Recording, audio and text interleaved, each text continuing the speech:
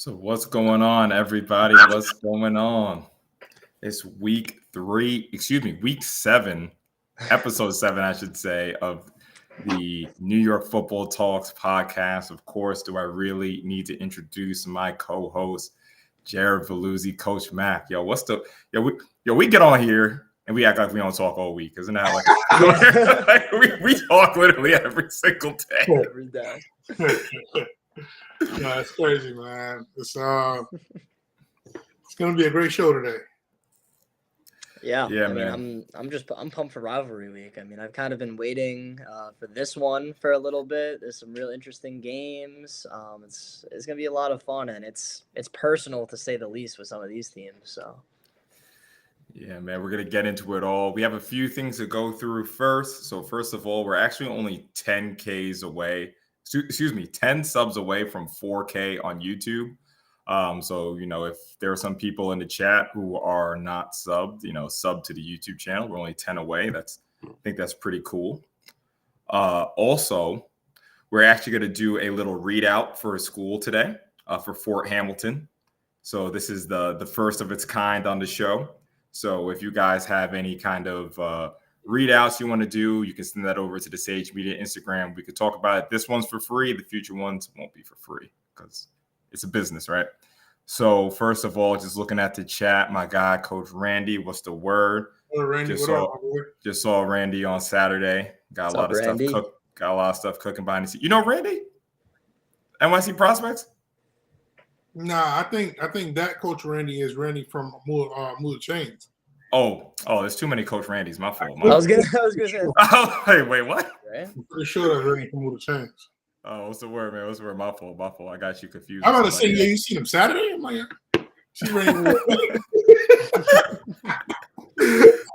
That's my fault. I literally know another Coach Rand. That's why I was like, well, how do you guys know?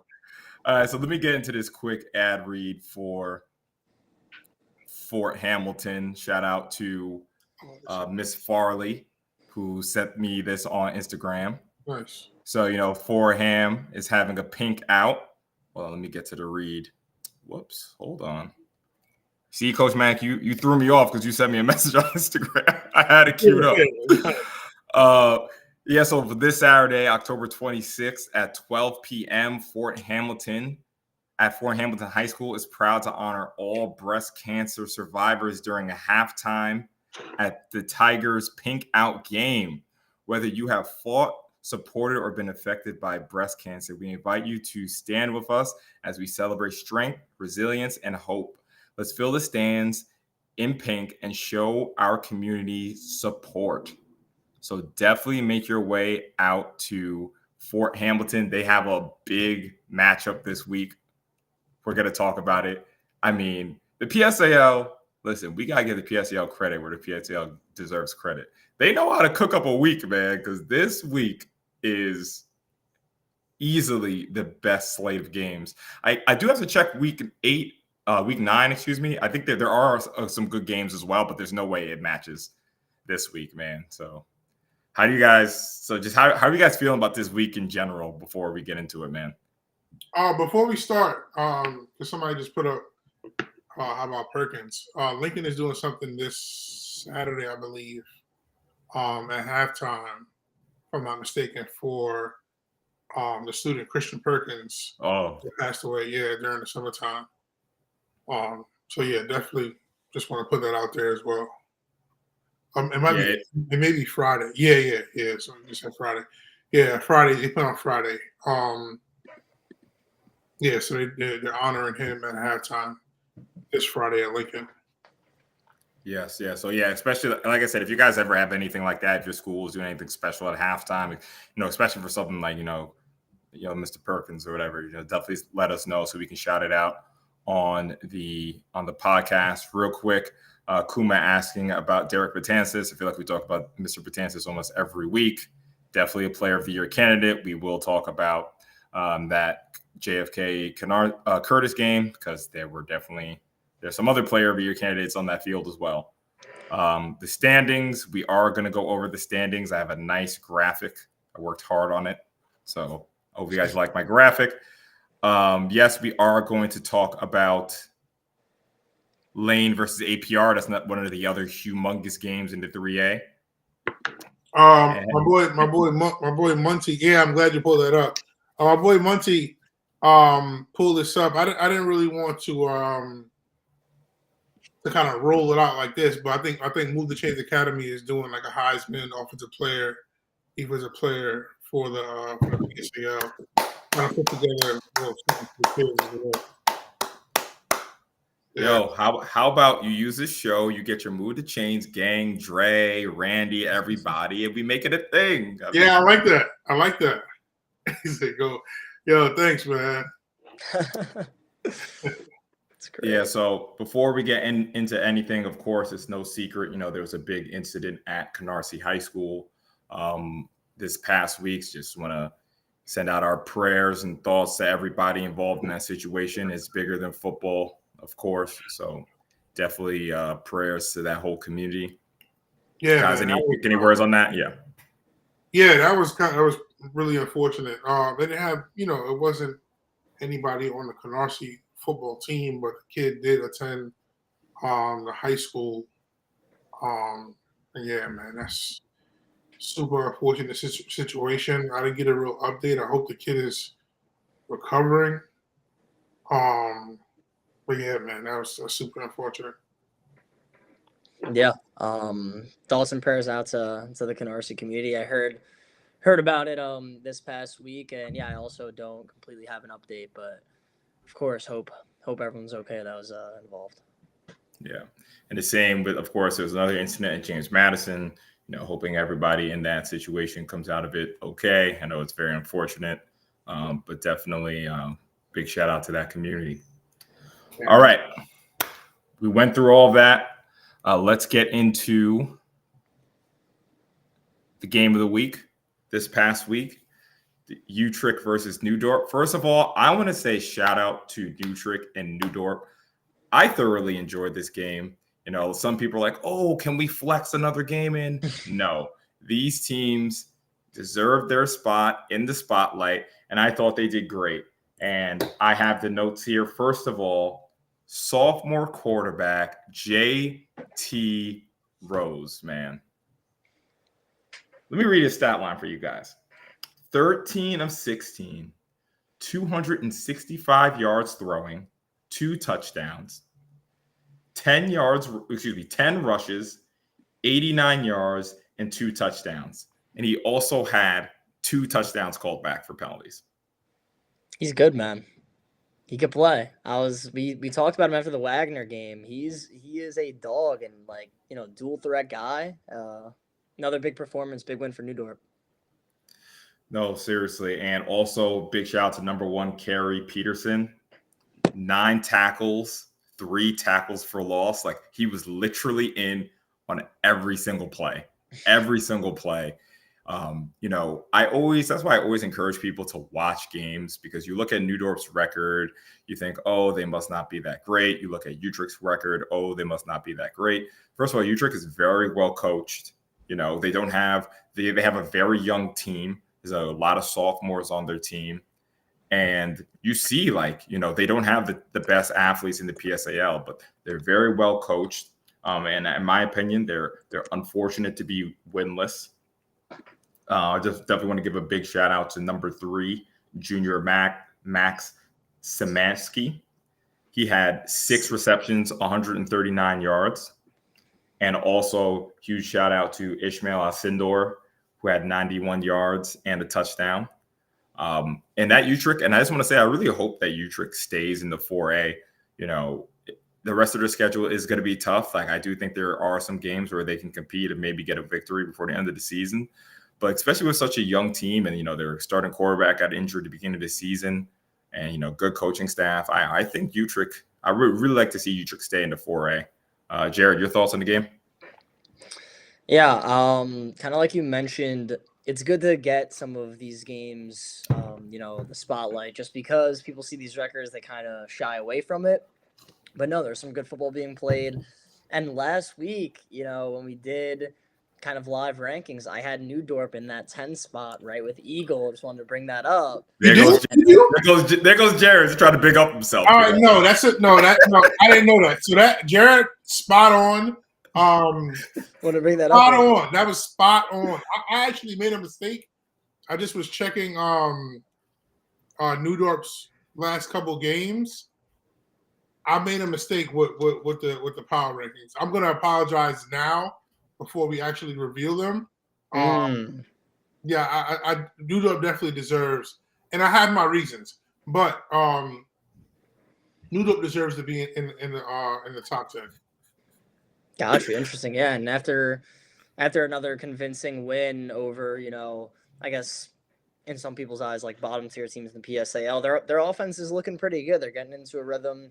It's interesting, but this was kind of a cool tune-up, seeing what New Dorp was capable of, because next week they got Canarsie coming up on the schedule, and they're going against a desperate Wolfpack team, which I'm sure we'll get into later. Yes. But pretty honestly, if you really look at it, must win for both teams, in my opinion.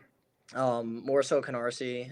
Honestly, must win for both teams, I think. I think technically maybe they can get in. We'll have to look at the playoff picture later, but both teams really, really need a W this week.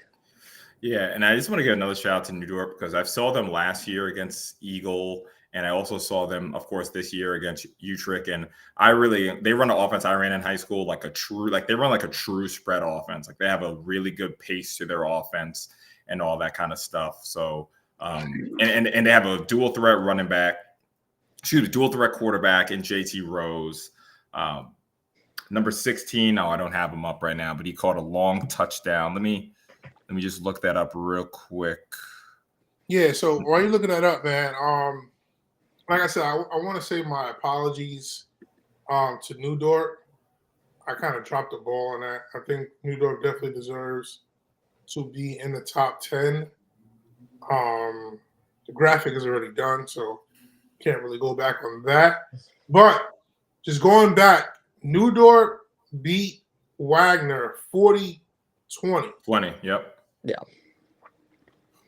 I don't want to jump the gun, because we'll get there. But Wagner beat. I don't know where we're getting. I don't know. There was only Yeah, see, there are only 7 games in the 4A this week. I don't know what you're talking about, man. I messed up big time. I think the matchup between New Dorp and Canarsie may be interesting. I really think so.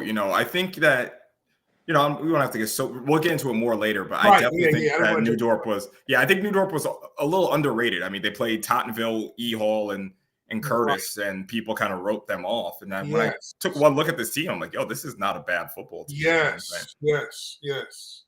So definitely shout out to this. This was I really enjoyed this game, honestly. Listen, I don't know. I have to double check. I don't know if Wagner had a game this week or not.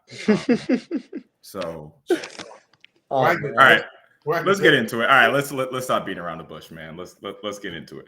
PSAL Roundup. All right, PSAL Roundup. Look how worked up I am. All right, PSAL Roundup. Wagner 7, Eagle Academy 6. Dre, what do you have to say for yourself? All right. Oh man! Please. All right, I have my piece of paper in front of me. Please. All right. So first of all, huge shout out to the Wagner coaching staff. Like, for real. It was homecoming for them. It was a big night for them. They had a clear game plan. They wanted to. Is that an apology, though? Yo, my guy is hilarious in the chat. I swear. Oh, man. Don't distract me, okay?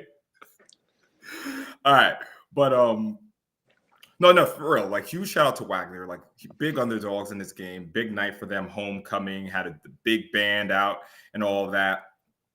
And they had a game plan. Like, let's make this game as few possessions as possible, and let's get 1 or 2 plays. They took the playbook right from their crosstown rivals in Curtis.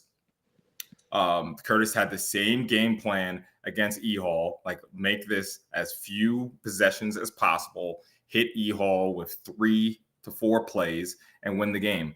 And that's exactly what Wagner did, between turnovers and resilience and all that kind of stuff. Wagner stayed in the game and they hit the big play. It was about a 90-yard touchdown to number 12, Devin Lewison. So huge shout out to Wagner. You guys, we want to talk on Wagner's part real quick?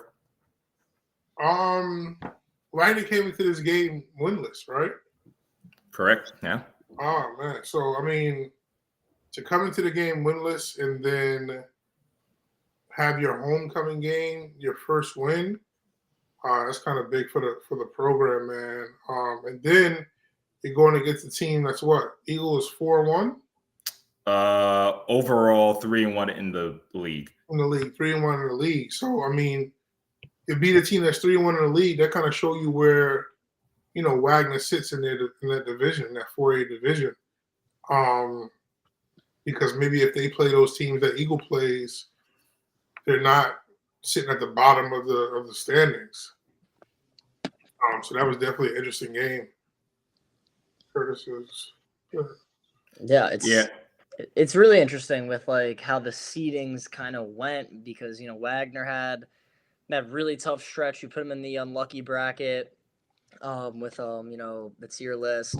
Lost to a new Dorp team that now like has a pretty darn good offense, and now they got a big win over Eagle. And honestly, big credit to Wagner for not kind of just waving the white flag after losing all these games early on. They came in, they fought, they won on homecoming.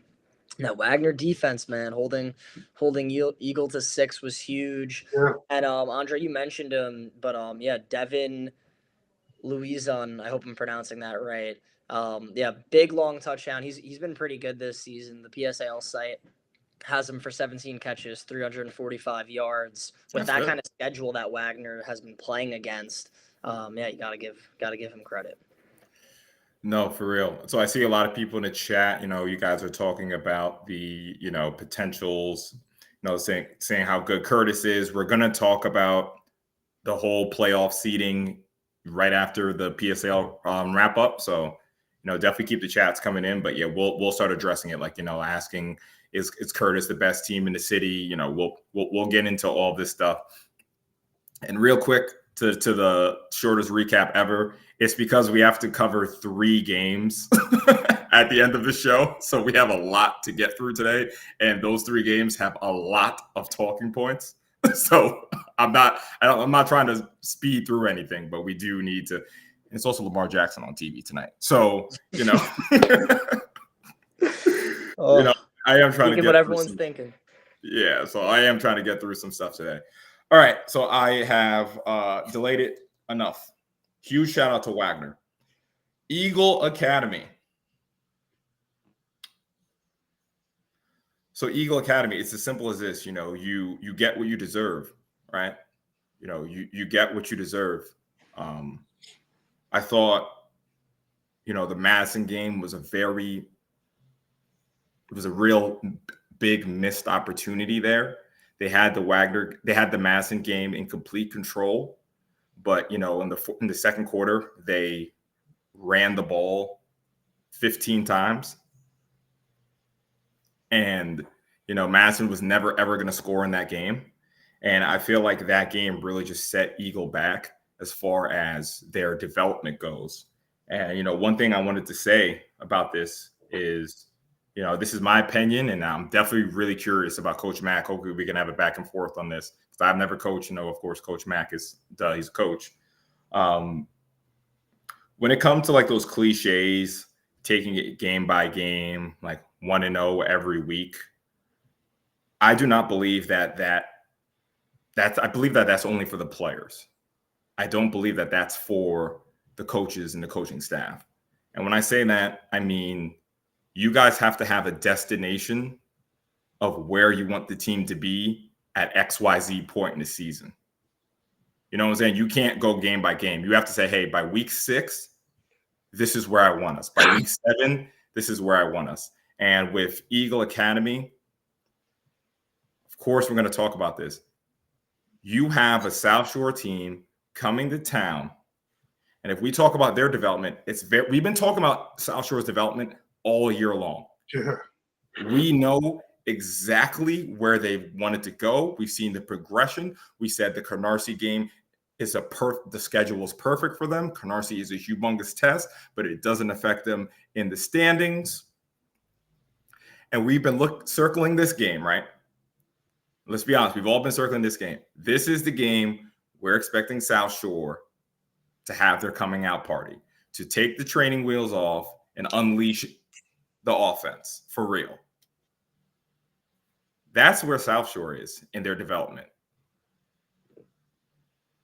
Eagle Academy, to be honest with you, it almost feels like Eagle Academy is in like week 2 of their development, man. And they have a team coming to town who has championship aspirations. So I think everyone in Eagle Academy, players, coaches, everyone needs to look in the mirror and say, hey,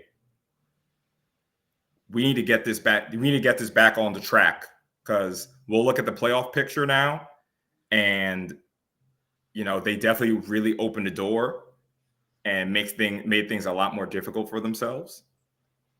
And you guys, this game was already like, this was supposed to be like the backyard brawl kind of game, right? You scratch and claw for whatever you can for this win, right? But unfortunately, most of the games have been like that for Eagle Academy this year. Defense has played solid. Shout out to Travis Harris, touchdown, interception. Like, Travis is just a tremendous player. He might sneak onto some list at the end of the year. But yeah, it's a huge disappointment for Eagle Academy. Coach Mack, I want to go to Coach Mack first. Like, your thoughts on this? So right now, Eagle is sitting at 3-2. 3, 4, 5, 6. It's sitting at 7. This week, I believe they'll win their last 2 games. I'm almost sure they'll win their last 2 games. This week would kind of see if they're at 7 or 8, or 6 or 7, depending on how things played out. By Canarsie not playing this week, I don't know how that works. I don't know what PSAL is going to do as far as that, so it makes things kind of weird. But yeah, Eagle has to have a great week of practice. It's nephew versus uncle. That should be pretty interesting. And South Shore is definitely, like, they know they're not really trying to take any L's this season. Yeah, man. I hope the best for Eagle. I don't know how it's gonna actually turn out, because I know South Shore is a very talented team. When you look at both teams on paper, the game isn't played on paper, but when you look at both teams on paper, South Shore looks really good. Jared? Yeah. Eagle, this was a tough loss to Wagner. It really was. Unfortunately for them, I think this is the 3rd straight week that their offense hasn't looked, the way that, they potentially could play.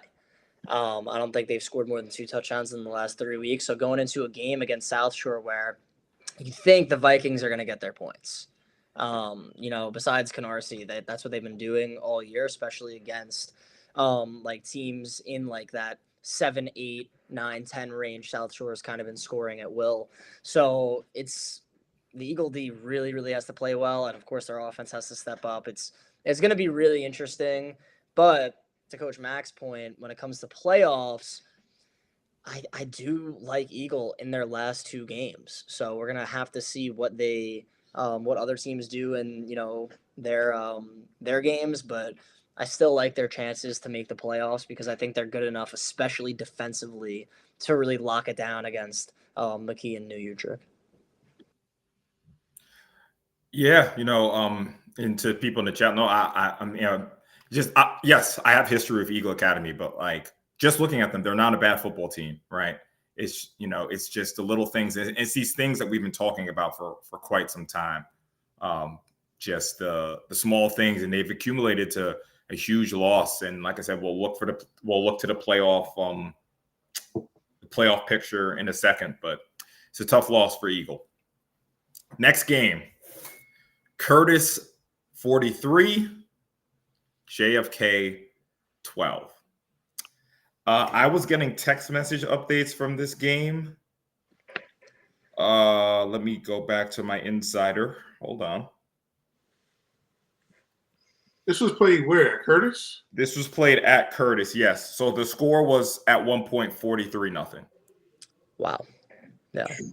I knew at halftime it was 35-0. It was there's levels. There's levels for sure. That's interesting that you say that, Jared, because it's like, whoa, like, so it's almost like, all right, here's what I believe. I believe that JFK is a good team, right?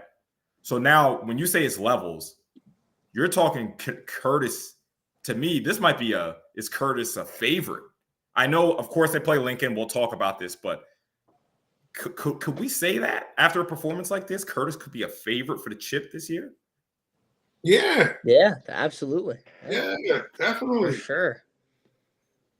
Yeah. It's kind of like one of those things. Like obviously, you look at Tottenville, you look at E Hall. Curtis, gets the win versus E Hall, which is great. But this kind of dominating performance against the JFK team that had been rolling over everyone, 43-0. Yes, the score was 43-12, but for that score to be 43-0 at some point, can Lincoln do? Like, if Lincoln plays JFK, is it going to be 43-0 at some point?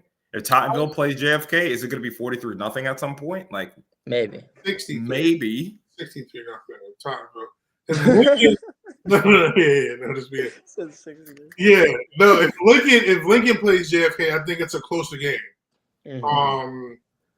I don't think it's like that much of a landslide. I think it's like at some point 28-6, like around there. I think Curtis is on a different level than Lincoln. Lincoln's a great team, but Curtis is a little.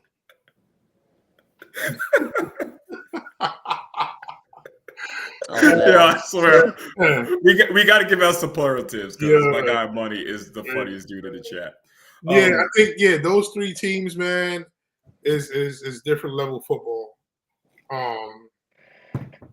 No, but to be honest with you, sorry to cut you off, but I don't. I think we could easily say this. Two statements are true. One, Curtis is the best tackling team in the league, right? I think they're a better tackling team than E Hall. Like, I saw that in the matchup. Mm-hmm. And I'm going to read you some of these defensive stats here and to what they did against JFK. You don't do that against JFK unless you're a good tackling team. And two, I think we could say that Curtis might have the best defense in the whole league, because when I mentioned Tottenville, I do not think the score would be 43-0 at some point, because I don't think Tottenville's defense is at the same level as Curtis. Oh, you're saying, okay. All right. Yes, they could score 43 points. Right, but JFK would score. And E Hall, I mean, you would think, maybe E Hall could have them 43-0, but yeah, I think they would. Yeah, I think they would. You think so? Listen, I rate JFK highly. The argument, I definitely need to see Tottenville's defense more. I want to see how they match up, because like Tottenville, they're scheduled to end the year. They still have to go against E Hall and Curtis, and they still got some proven to do defensively. But if they're able to get the ball and not and their defense isn't on the field too long, like Tottenville's going to score for sure. I mean, let's not slight Tottenville's defense that bad. They had 2 shutouts this season and held Dorp to 6. Yeah, like, we're not slighting them. I mean, I'm personally just saying that if you compare them to Curtis's defense, I personally think it's a different tier. Like, even in the in the Lincoln game. What was the score in that game? Well, I was at the Lincoln game, so I know that. Yeah, Lincoln put up Tottenville. Yeah, it was 50 to 34. Like they could not stop Lincoln. 50 is crazy. Yeah, no, it's not. Yeah, listen, man, they got 50 is crazy.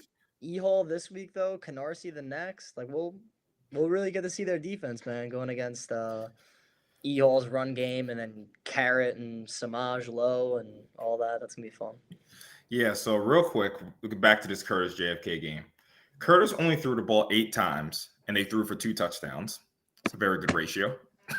Wow, that works. That's a good ratio. And then they rushed for 4 touchdowns. So that was the scoring. They had 3 guys rush for 4 touchdowns. I forgot who somebody scored. Oh, let me not just say somebody. Let me give the credit. Hold on. Let me see who rushed for 2 touchdowns. It was Cardo. Right. So Cardo rushed for 2. Michael rushed for 1, and Nicholas rushed for the other one. Wow. So 4 touchdowns on the ground, 2 through the air, dominating win. But I really want to read some of these defensive stats. First of all, there is not a player of the year list without Jared Surratt on it. Number 3. Oh, yeah, for sure. Mm-hmm. There is not a list without Jared Surratt. 5 tackles, 3 tackles for loss. And if everyone's not familiar with Jared Surratt, he plays D tackle. Yeah. I forget in the E-Hall game, I think he had 6 tackles, I'm pretty sure, in the E-Hall game. I mean, when I looked at that matchup, we were talking about it. I remember specifically I said, the biggest issue for JFK is going to be Jared Surratt and that linebacking crew. And speaking about that linebacking crew, 8 tackles from number 8, Javon Mitchell, 7 tackles from number 0, Saquon Lawton. I mean, Mac, you just want to talk about this Curtis defense. I mean, they are tremendous. Listen, the Curtis defense may be the reason why they're playing in that championship game. I seen TYJ just posted sometime in November they play Tottenville, and that team can damn near be the best offense in the PSAL versus the best defense in the PSAL. We're talking about a team that held 5-time PSAL champion Erasmus at 6 points. That's I don't know when the last time that has been done. Real quick, I think we might want to be a little easy here. Wait a second. Oh man. We went a little. I knew this was set back. I didn't even say. I usually check the chat. We might have went a little too far with that one. The kid is good. Great kid. Super athletic. Oh man. I don't want to put him and Dom Easley in the same category. Dominic Easley was a different animal. The Chucky doll, man. The Chucky doll is epic. Yeah, and it's crazy. You know what's funny about this comment here? That weekend of practice against Erasmus, Dominic Easley was at practice. Yo, so some people in the chat. So just Google Dominic Easley. He played for Curtis 2006 to 2010, or was it 2007? So 2006, 2010. Yeah. Yeah. So played for Curtis 2006, 2010, All-American, Florida. He won. Did he win a Natty with Florida? I'm not sure, but I know he won MVP in the Under Armour All-American game at defensive tackle. That's ridiculous. Yeah, Super Bowl. No, the chat's hilarious. Yeah, man. Yeah. Dominic Easley was a different beast. Jared is definitely great. He's only a junior right now. What? Are you serious? Yeah. He's only a junior. He's in the same. I'm so excited with Tyshawn Bent. So he's still young. Still got another year to play. another year to get bigger, stronger, faster. So, the sky's the limit for him. Jared, any more talk? Last words on the Curtis JFK game? Oh man, really impressive win for Curtis. They've exceeded my expectations, exceeded a lot of other people's expectations this season so far. So I mean, they're just gonna keep it rolling. This defense is special, but man, I can't wait for this Lincoln game because at Lincoln on a Friday night, that's gonna be really interesting. Yeah, we'll break that down. And real quick, like just to talk about JFK, like do we still feel okay? I mean, I personally still feel okay on JFK. Like, what are you guys' thoughts on JFK? Thoughts on JFK. What kind of thoughts do you want? I think they're a good football team. I think that, of course, they'll make the playoffs. I think that they will go 2-1 for the remaining. Let me take that back. Wait a second. I'm not sure. They definitely you don't have to predict it yet. We have a whole show. The game versus South Shore, I'm unsure how that pans out. Yeah, definitely. No, yeah, definitely. He's still a junior. Yeah, he's definitely going to get better in his senior year. But you gotta just keep in mind. And I'm not taking nothing away from Jared, but you have to keep in mind that Dominic Easley was the number 2 overall player in the country.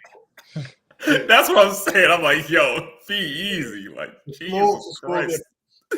Yeah, but no, he's great. He's great. Yeah, Jared, your thoughts on JFK? Wow, yeah. Listen, man, definitely a tough loss. They are welcome to the big boys this season with what Curtis is doing, but wow, what a bounce back opportunity they have here with Clinton. Excited to break that one down later. And then the South Shore one is honestly one of the most intriguing games this season, especially just the clash of styles going at it.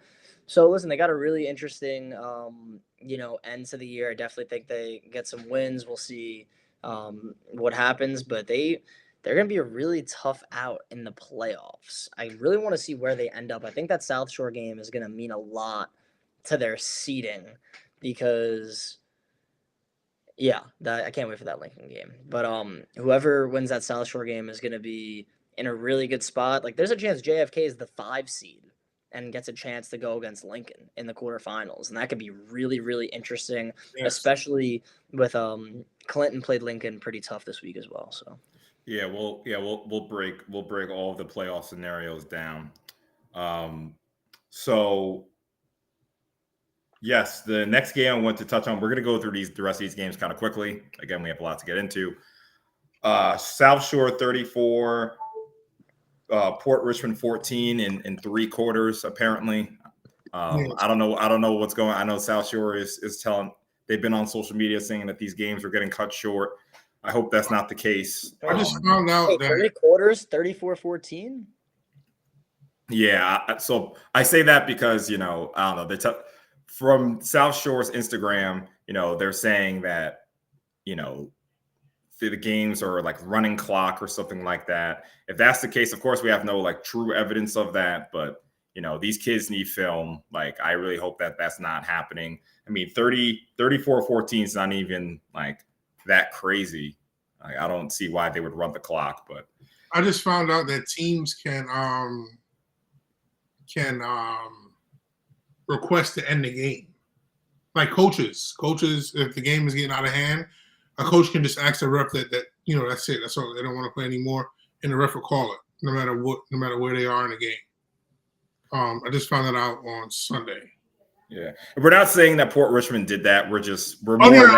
Yeah. I just wanted to be clear, right? We just wanted to reference. South Shore has definitely been public about, the games being short, and I really hope that's not the case for real.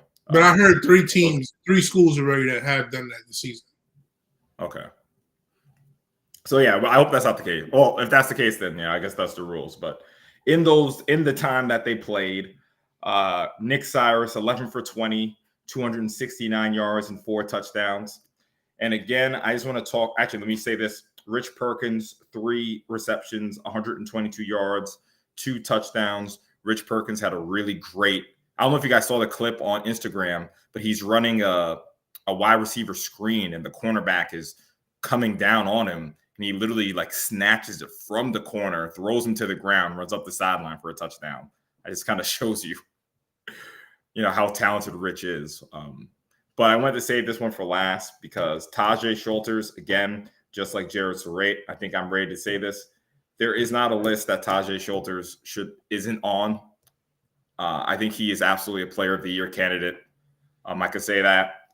Definitely, I'm not going to say, I might save it for another week, but pretty sure I have my top 5 wide receiver. But first of all, I was trying to figure out what to classify Tajay as, a running back or a receiver. Running back and receiver, yeah, but I think if we classify him as a receiver, I truly think he's a top 5 receiver in this league. Tajay, 5 receptions, 122 yards, 2 touchdowns. So when you give him his flowers, I think Tajay has just been having a tremendous season. Jared, how about your thoughts on South Shore, Port Richmond?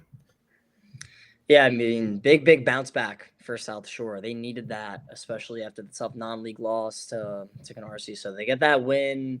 Now it's interesting with this game against Eagle, but the Vikings. I'm still a big believer in this offense, man. It's they still need to prove it against a really, really talented defense, but no, definitely very impressive for South Shore to bounce back like that. And Tajay Shulters, Rich Perkins, man, if they could continue getting them the ball, good things are gonna happen. Coach Mack. Yeah, man. I said it from the beginning of the season with Port Richmond. PSAL kind of screwed them over with that schedule. They could have definitely had a more favorable schedule for Port Richmond. We all knew that was going to happen with South Shore. That wasn't anything shocking too much. They did what they had to do. Went in there, got the win, fashionable way. But yeah, let the games go longer, man. Let the kids still get filmed. Don't cheat the kids out of, their highlights. I don't get what they got to get. No, absolutely. Absolutely. So big shout out to the Vikings. We're going to talk about them more later. And I see people in the chat are already talking about it real quick. Kuma, we're not going to do, top players this time just because, again, I want to get through, like I said, we have to break down in depth 3 games. So, but we'll do a list. Maybe we'll do like a Sage superlative kind of thing. And maybe I'll have Lincoln and TYJ make some graphics for it. That'd be cool. Because I think, would love to shout out some of those players. Yeah. Lincoln versus Clinton, 20-2. Lincoln over DeWitt Clinton. Haven't seen any film from this game, unfortunately, so I can't really break it down much. But I saw that my guy Cayenne Filbert had 3 touchdowns. I know people are talking about the dirt and the mud at Clinton. Clinton, I don't know if you guys are familiar, but Clinton is one of the only teams with grass field. True. Truman still has a grass field? Yeah, man. Yeah, Truman, yes, Truman does, man. Yeah, man. Those Bronx schools still, yeah. Some of them still got the grass. I honestly thought this game, Lincoln was going to put up some more points. 20? Yeah, and Mac, on top of that, I think this one at halftime was way closer. Really? I think it was 6-2 after the first half. Really? That's not good. I didn't see the film though. I really want to know if the elements played a big factor in this one or not, the field and how gritty it got. But I don't know. I feel like Lincoln could really run the ball hard and stuff. So definitely pretty interesting. That's if the PSAL website's right, of course. But 6-2 halftime, definitely really surprising. And then Lincoln kind of was able to figure it out and run away with it. Kai and Filbert, 3 tutties. Wow. Yeah, kudos to Clinton. I think Lincoln's offense is really good. I love their system. I love that they take shots downfield and they have a great run game. So, even 20 points, that's impressive by Clinton to hold them. Yeah, so no, shout out to Clinton for holding them. They still have playoff hopes, a little dim, but yeah, we'll go to that. But they still have playoff hopes, but they need to step it up. But honestly, big shout out to the Lincoln defense though, because I think we all know what they can do on offense. So, yeah, that's true. Big shout out to the defense to give up 0 points. Obviously, safety is not the defense. So, Lincoln with a huge test at home to Curtis. I mean, we're gonna break it all down, but I can't wait to get to that. All right, and 2 games to go over real quick. 42-0 Tottenville over Midwood. 49-0 E Hall over Madison. Oh, Tottenville only scored 42. I think they're all right. Moving on to the 3A. I think they're calling it down. Nah, all right. You want to know what's funny? Somebody texted me and said that Tottenville put in their threes in the third quarter. I'm not sure how true that is, but I really want to know the score when the threes came in. Our guy Muncie is here. He's down there, the 4th co-host on this show, so I'm pretty sure he'll clarify some of the things that happened versus Tottenville.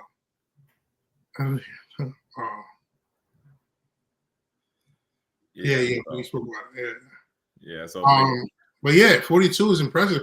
I mean, if it was a legit 42, shout outs to Midwood's defense, man. Holding that school to 42 when in this season they have put up 62, 55, 50, and 49. Is that the lowest? That's their lowest point total. No, their lowest is 49. So Midwood held them to 42. Hey. Oh, see what I'm saying? All right. Wow, I didn't think. Wow. It's impressive though yeah, it's pretty crazy. For Midwood. I like that. It is. Mm-hmm. No, I like that. 28.5. Midwood is trending in the right direction. Jared, any thoughts on E Hall, Madison, Tottenville, Midwood? Tottenville, E Hall.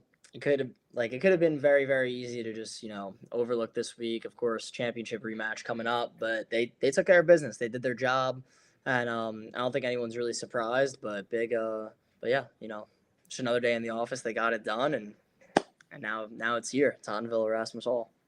Yeah, real quick, shout out to my guy, 5-star in the chat. This is my first time seeing you in the chat, man. That's my guy in real life. So shout out to you, man.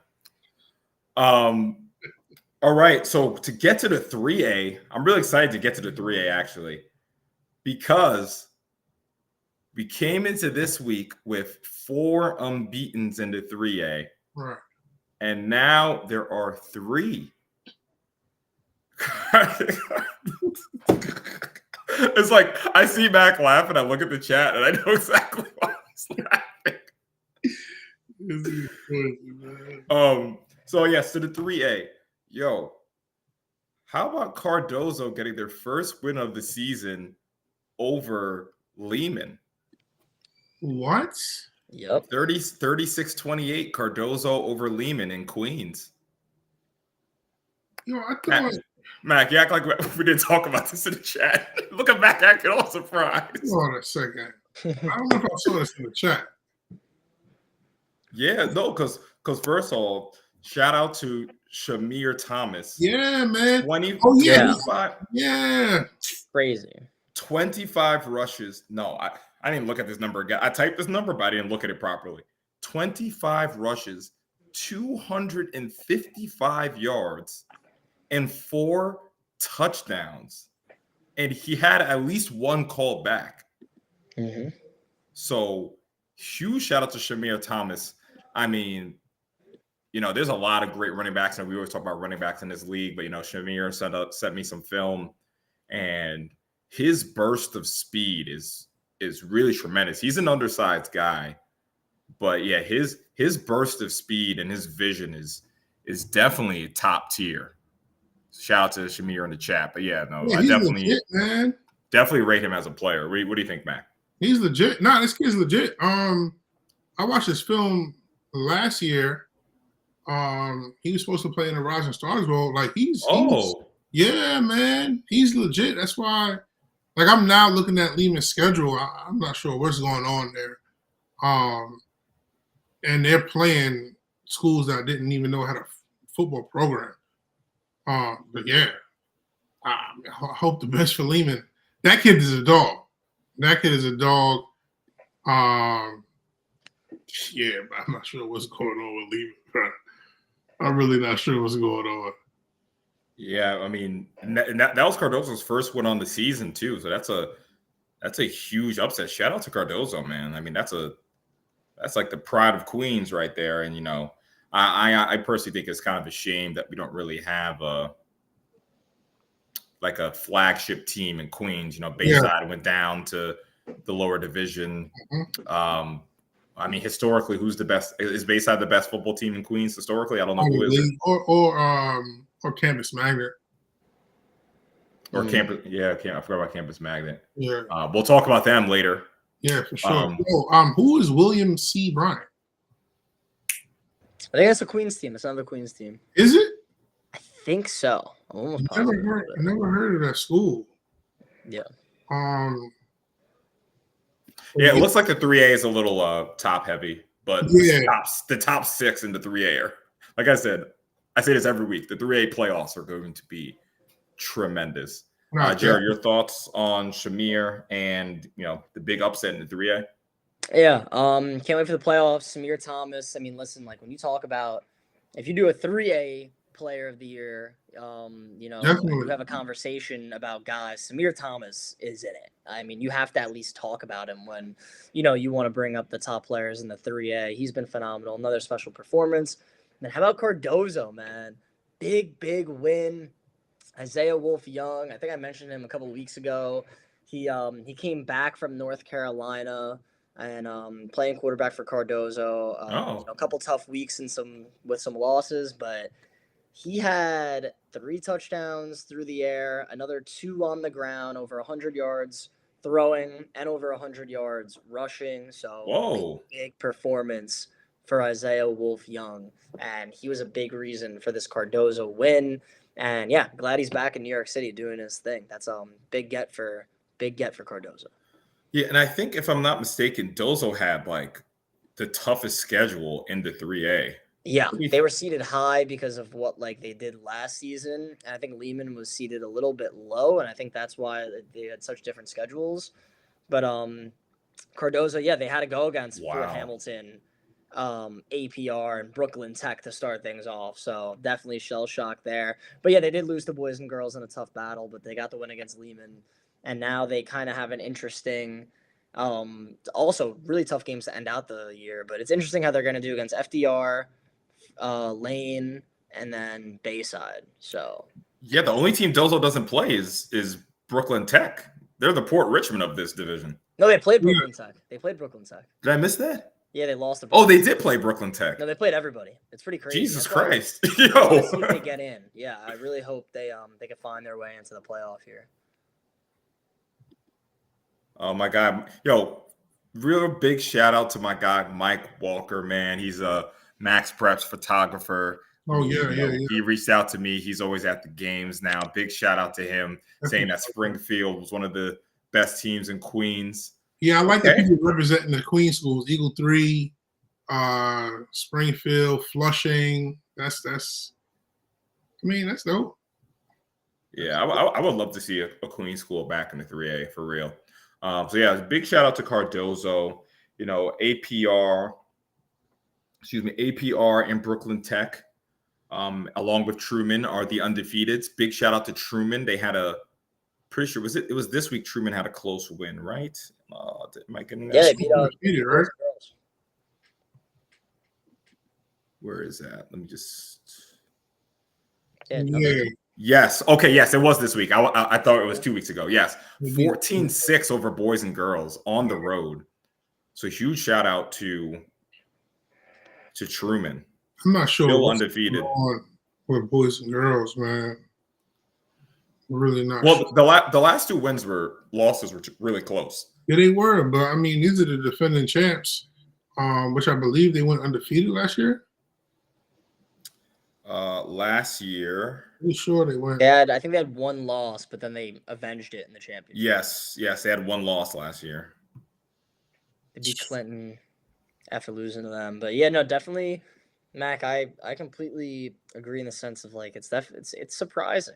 You know, technically just one league win at this point, and now they get to have to go against APR and Bayside the next 2 weeks. It's man. It's tough.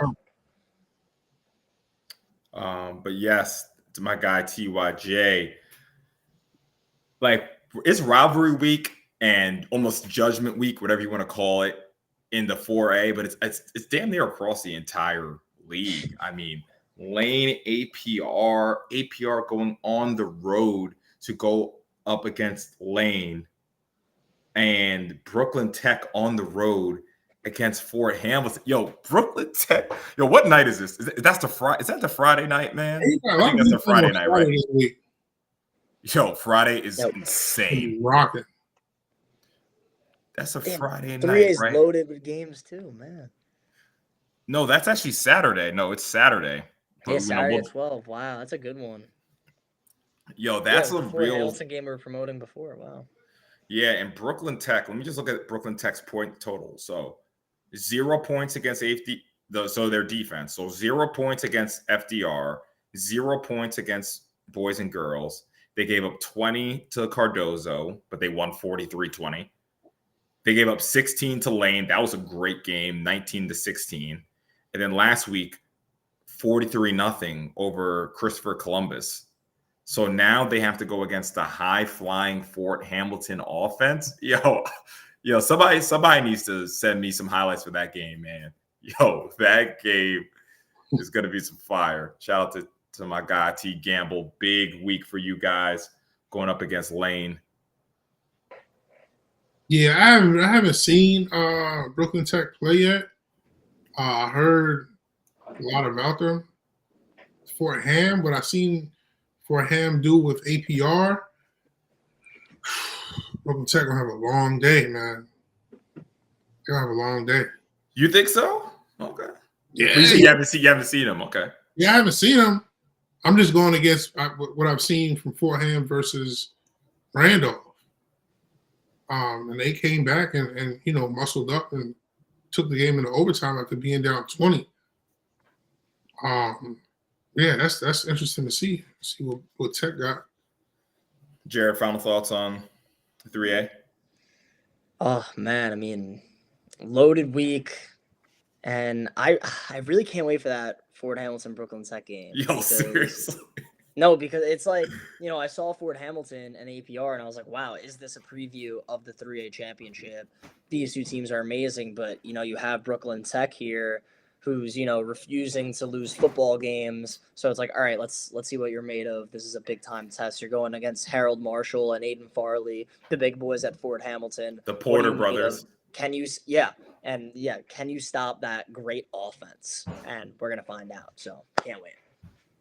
No, for real. And of course, we have to take a trip to the 2A. The Sharks, man, 8-0 on the road. Yeah, man. Campus Bandit. There's only 8-0? I actually didn't catch that. That's nerve-wracking, man. I'm not going to lie. Whoa. Where's my guy Dre, man? Where's my guy Dre, man? If I'm Coach Pierre and Eagle 3, I am excited. 8-0. 8-0. I do want to take my hat off to the defensive coordinator over there. As Sheep said, they haven't given up a point all season. They pitched donuts. They pitched donuts every single game. How did I miss that? Yo, which is kind of crazy. What? As an offensive coordinator, you got to buy that guy steak at least twice a week. Just looking out week after week, not giving up a point. That's super impressive, man. That's super impressive. So, I believe not this weekend, next weekend, they see Eagle 3, who has been putting up points. So that's if they're able to hold Eagle 3 to a donut, that's crazy. Yeah, Eagle 3's been putting up a ton of points. I think they've Yeah. passed 40 a couple times now, but going back to that FJM game, I don't know if you heard more about it, Mac. It was 0-0 in the fourth quarter. It was 0-0 in the fourth quarter with 1 minute and 50 seconds left in the game. What?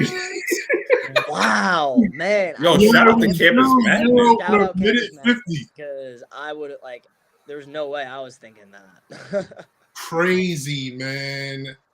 Crazy. Yeah. Hats off to Campus Magnet.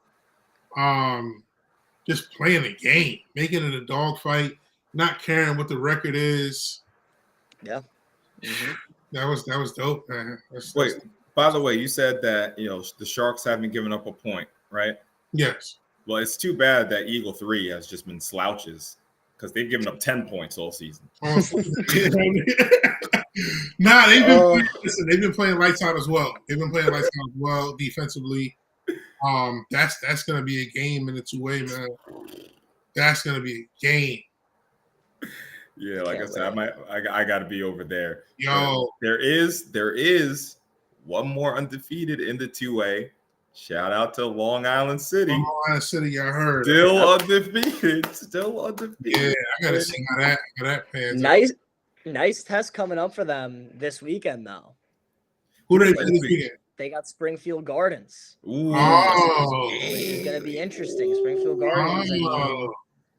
They got another win. They beat Jefferson. Their only loss in the PSAL came to Eagle 3, 20-4. So LIC is good. And, now they got a Springfield Gardens game. That's going to be exciting.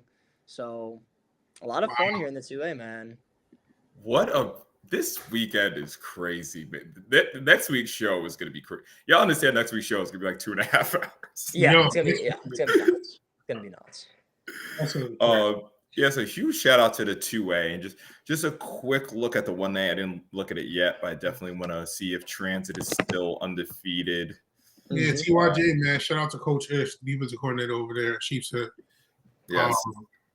Yeah, that's crazy. 0 points the entire season. That's crazy.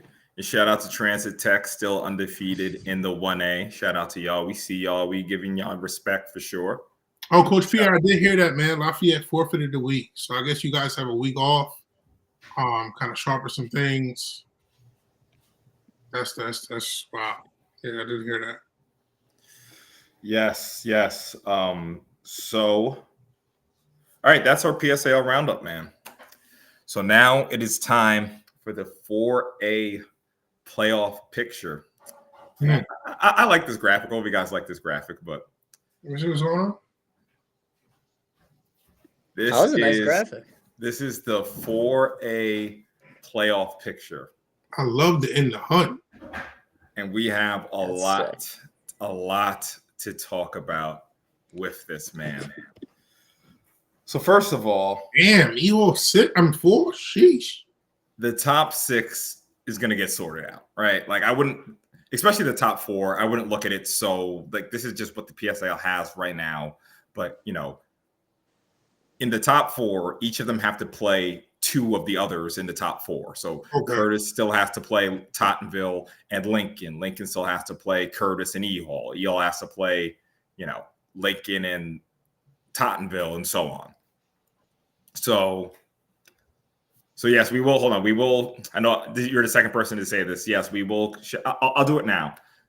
Even though both of these teams aren't doing very great this season, Midwood Madison is a very good rivalry. Great rivalry. So definitely shout out to this game. Doesn't matter. First of all, I really like Madison. Like Madison don't have a lot of players, but they play really hard. So and Midwood Midwood had a pretty good performance against Tottenville, relatively as well. So definitely shout out. This is does this game have a name to it? Does anybody know? It's the Battle of Bedford. Battle of Bedford. Okay. Yeah. You shout out to the Battle of Bedford. This week is just crazy. I really wonder if the PSL literally planned this week out. So yeah, okay, there you go. So the Battle of Bedford. So huge shout out to both of those teams. So back to the playoff picture. So yes, the top 4 is going to sort itself out. And you have to remember, and I wish that the PSAL would, I wish they would just kind of have like an official, like, this is how the playoffs are going to work, so we could just be sure it's how this is going to work. But in the past, which we can base it off of, the teams with a higher strength of schedule rating will move over the teams with a lower strength of schedule rating. So the top 8, if a team with so the strength of schedule goes 12 or 11, if you have a 12 and you're in the top 8, you will finish above all of the 11 rated teams. That's usually how it works, to answer Hector's question. So let's just focus on the top 4. I wrote out a couple of scenarios here. So, and of course, this is all like relative. We're kind of guessing. We don't know this for sure. But Curtis is going to clinch a top 2 seed if they win versus Lincoln this weekend. I don't see how they could be any lower than 2. You know, if they beat Lincoln, they would have beaten Lincoln and E Hall. So even if they lose to Tottenville, I don't see there's a scenario where they would fall below Lincoln, or obviously they wouldn't fall below Lincoln, and I don't see how they would fall below E Hall. Or if E Hall has 1 loss, that means they beat Tottenville. So I think if Curtis can win this weekend, they're going to clinch a top 2 seed. And I think that's the same with Tottenville. If they win versus E Hall, they will clinch a top 2 seed. Am I missing anything there? I'm pretty sure there's no scenario where if either of those teams win this weekend, they would fall below 2, right? Yeah, they'll be 1 and 2. Yeah. Okay. As far as E Hall goes, I think it's going to be tough for them to get 1. They have, you know, Lincoln and Tottenville on their schedule. If they beat Lincoln and Tottenville, and then Curtis, I don't even know the scenario. I guess the scenario would be E Hall beats Lincoln and Tottenville, Curtis loses to Lincoln. You can stop yourself right there. Say it again. You can stop yourself right there. Right? It's just they're not going to get 1, right? Well, listen to this though. If E Hall beats Lincoln and Tottenville, Curtis loses to Lincoln, and then Curtis beats Tottenville. Oh, then Curtis will be 1 and E Hall will be 2. Oh, no, 2. the Curtis would still be 1, right? Yeah, Curtis would still be 1. Yeah. So it's pretty much. But what if Curtis loses to Tottenville? So now Curtis, and then now Tottenville's on 1 loss, and then it's E Hall and Tottenville. Mm-hmm. So I think there is a scenario where E Hall could get 1, but it's just very unlikely. Yeah. I don't see that happening. Yeah. And if they're 3, if E Hall was 3 plays 6. Whew. So we'll talk about that because there's a lot of shifting that could go on. Lincoln has an outside chance of being the 1 seed, but it's going to be tough. Lincoln would have to beat Curtis and E Hall. And then, I don't know. I don't see how they could be over T-ville, honestly. Yeah, it'd be a lot to happen. Yeah, so E Hall could possibly get up into the 2 seed, but it looks like a Staten Island school is going to be the 1 seed. And, you know, there was a particular show a couple of months back who said that Staten Island was the best borough in the city. So maybe those guys might know something. I don't know. Yeah, you're right, man. I'm not gonna lie, they kind of fought you on it. Yeah. I got some phone calls. Calls after that. But as a whole, though, you can't have 2 schools holding it down for the entire borough when Brooklyn has maybe 7, 6. Wagner did beat Eagle, so. I was gonna say, if we get into this could be really interesting. Might be 3 Staten Island playoff teams right here. So that's the top 4 scenario. Hopefully you guys in the chat were able to kind of follow what I was saying. But most likely the Staten Island schools, Curtis and Tottenville will be the top 2 seeds. Well, at least one of them will be a top 2 seed. E-Hall could definitely still get up there pretty easily. Like obviously if E-Hall beats Tottenville, Curtis beats Tottenville, E-Hall is on 1, Tottenville is on 2 losses. So there's a lot of shifting that can happen in the top 4. The top 4 is solid. Like let's all be honest. Like Lincoln is not dropping any further than 4, no matter what happens. So the top 4 is solid. Now, this is where it gets very, very interesting, right? Because if you look down at New Dorp, if New Dorp get into the playoffs, they would be the 5 seed. Yeah. Wait, you said New Dorp? Yeah. Oh, the 5? You think New Dorp could be the 5 seed? No, they would be the 5 seed. They have a higher strength of schedule. Oh. Yeah, this is something we've actually overlooked. We haven't spoken about this at all. But so essentially, I looked at and I know the Canarsie situation is unfortunate, but the Canarsie something's got to be like done, right? They just have one less game. Yeah, I don't know. We just have to wait. I mean, you just look at the PowerPoints, right? I mean, Canarsie is on 202.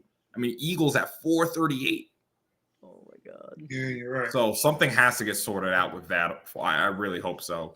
But essentially this weekend, again, talking about the crazy games this weekend, New Dorp Canarsie might be an elimination game, essentially. Yeah, must win. Like if New Dorp are able to beat Canarsie, yeah, New Dorp is going to be the 5 seed in the playoffs because they have a higher strength of schedule. So that could be setting up New Dorp versus Lincoln. And obviously JFK and South Shore have to fight it out to see who would get the 6th or the 7th seed. And we could be looking at JFK E-Hall or South Shore E-Hall in the first round. Damn. Wow. Interesting. So, go ahead, Jared.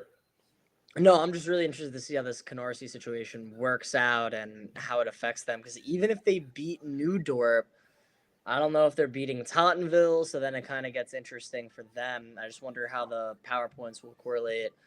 But yeah, and then also New Dorp's schedule is a little bit tough. This is that New Dorp Canarsie game has become much more interesting than I would have thought a couple weeks ago. So that's really, really fun. That's a very underrated game, and that's going to have a big presence. And also, we're going to talk about Clinton Kennedy.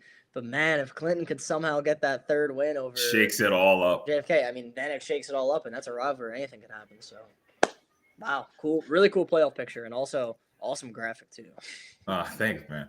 And we talk about looking at Eagle Academy sitting there in the 7th seed right now. I mean, you just think of how devastating that loss to Wagner is, because remember Wagner actually has a higher rating than Eagle, so they would have picked up. They probably would have been at 500 PowerPoints at this point if they had won that game. If you just go by the PSAL standards, right?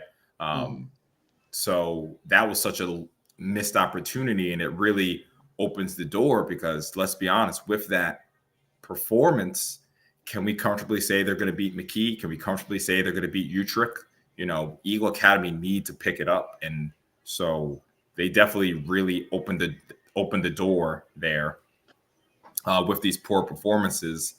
And just like you said, Clinton, it's there for you. You got to go into JFK on their homecoming and win. JFK, who's probably very upset right now. Yeah. We'll dig into that game in just a moment, but it's going to be tough for them. Wagner, great win. It's not going to happen. They have to play E-Hall. Yeah. Yeah, they would have to win the rest. Yeah, they would have to win the rest. I mean, if you beat E-Hall, you're in the playoffs. So I'll tell you that. Sorry. And then McKee, again, like with this whole situation, that McKee Canarsie game was so important. And do I have McKee's schedule written down here? Yeah, I think even if McKee wins out, it's still.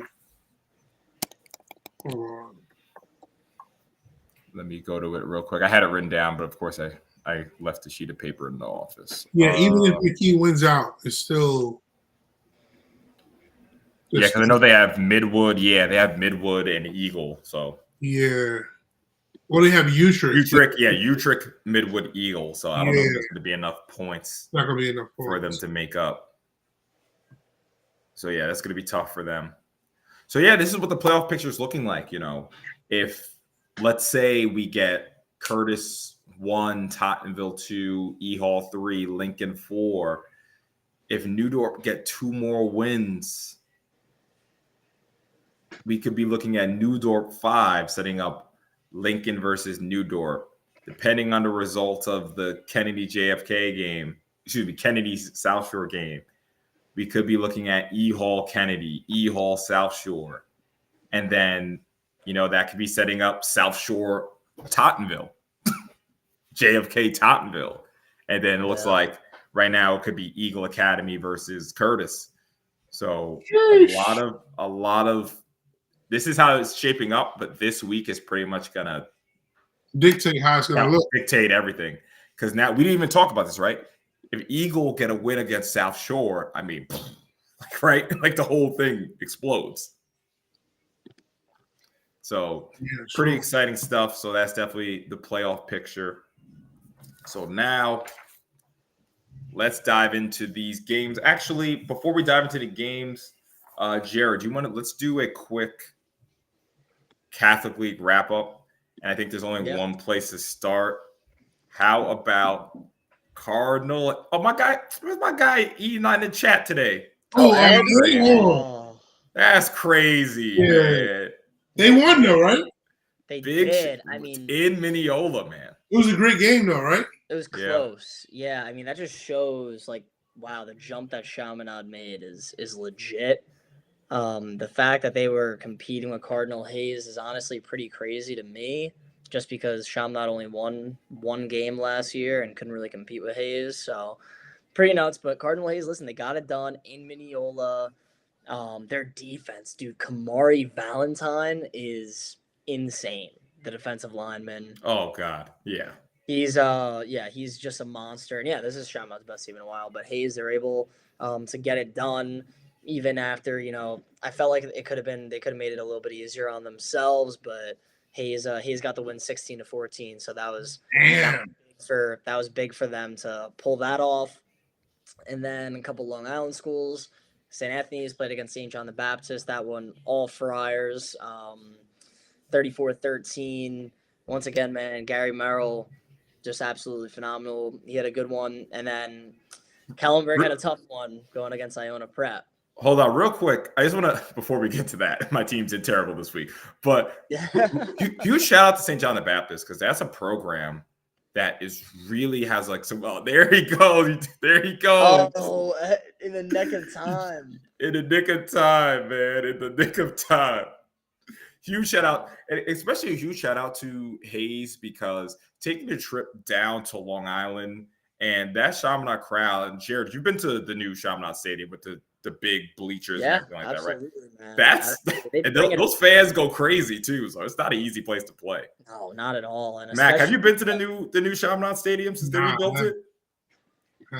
Yo, it's like what are the stands?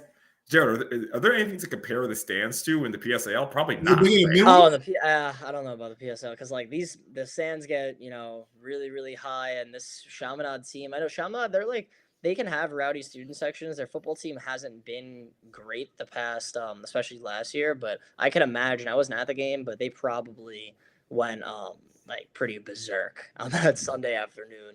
Is it bigger than Midwood stands? Chaminade. It's probably the same. Maybe that's comparable, actually. Yeah, probably. They might be higher, honestly. I don't know about lengthwise, right?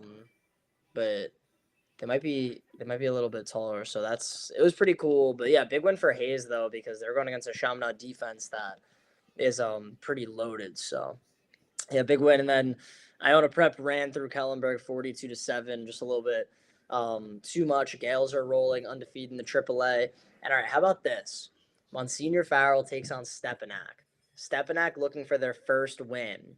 They have Farrell on the ropes. I think it's 14-0 going into half. I'm pretty sure. And Monsignor Farrell, freshman quarterback Bryce Moy, leads Wait, he got in? He played? Yeah, he leads a comeback, and Farrell beats Stepanak 24-14. Wait, Whoa, what? Did Farrell starting quarterback get hurt, or he just benched? I mean, I saw it a little bit late. I'm gonna take a look right now, but I saw the headline and I was like, "Yo, how about it?" Did he throw a pass to his brother? I'm not sure if Walsh got hurt, but the touchdown pass that Bryce Moy threw was to the big tight end, Aiden Pederos, who caught a touchdown, and also Bryce Moy had a rushing touchdown as well. Wow. So he had 2 touchdowns, led that second half comeback. Yeah, I think they're down 14-0. It was 14-7 at the half. And then Farrell, 24-14. So I don't know if the original starting quarterback got hurt. I don't know if they just decided to go with Bryce Moy in the second half. But 11 for 14, 121 yards, and a touchdown. Big game for the freshman. And his brother Braxton as well had 3 catches for 28 yards. He's been phenomenal though all year. Braxton. He might be the next Rich Beelan.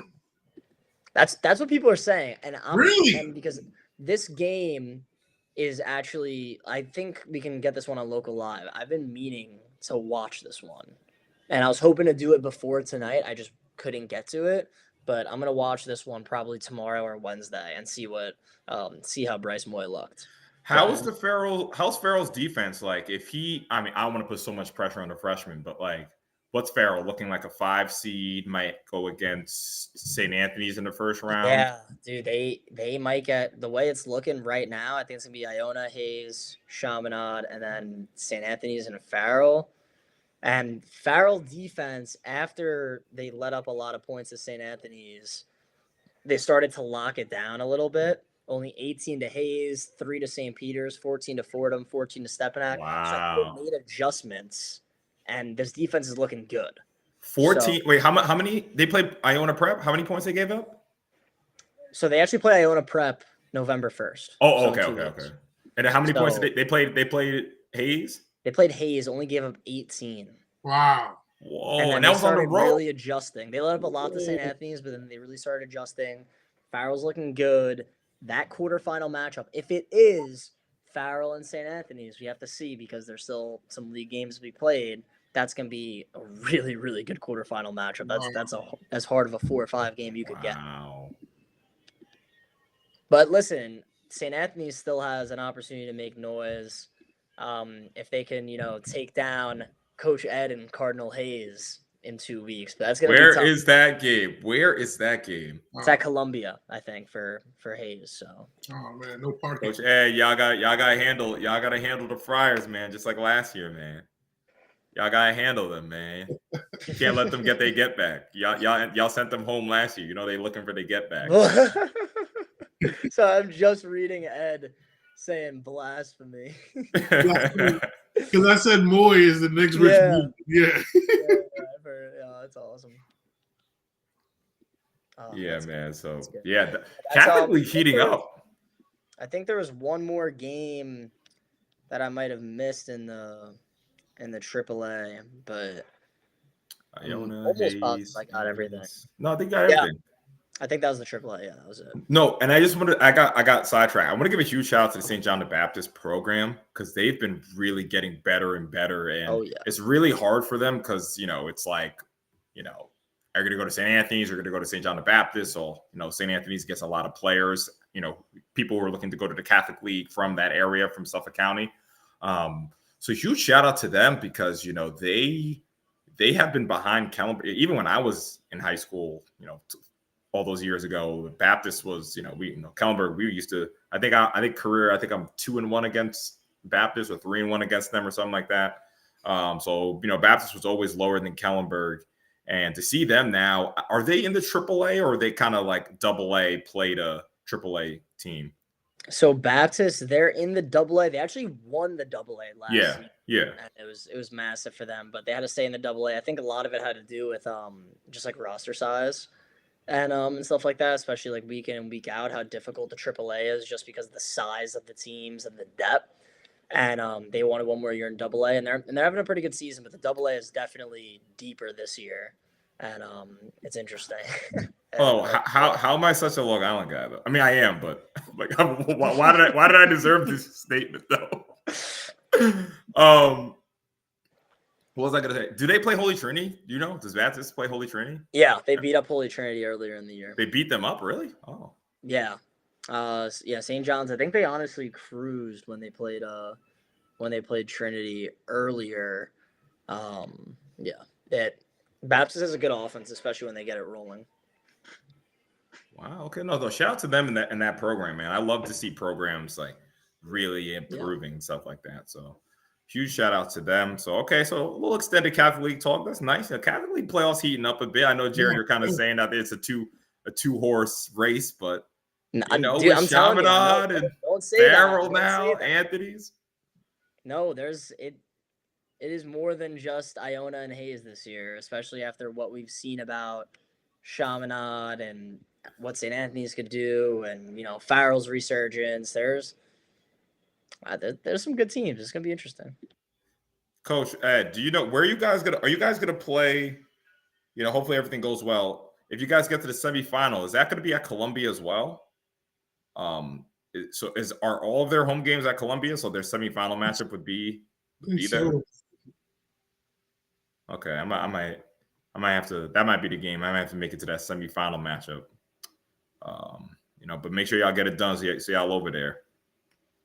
So all right, let's get into it, guys. Rivalry week. I mean, this when I made the game of the week schedule, man, and just looking at this week, I was just like, yo, what are we gonna do? Like, there's just so many games, and last week was awesome that we're able to be in two boroughs at once, and we're gonna pull it off again, hopefully this week, being in the Bronx and being in Staten Island. So shout out to the entire crew, Coach Ed, the chat.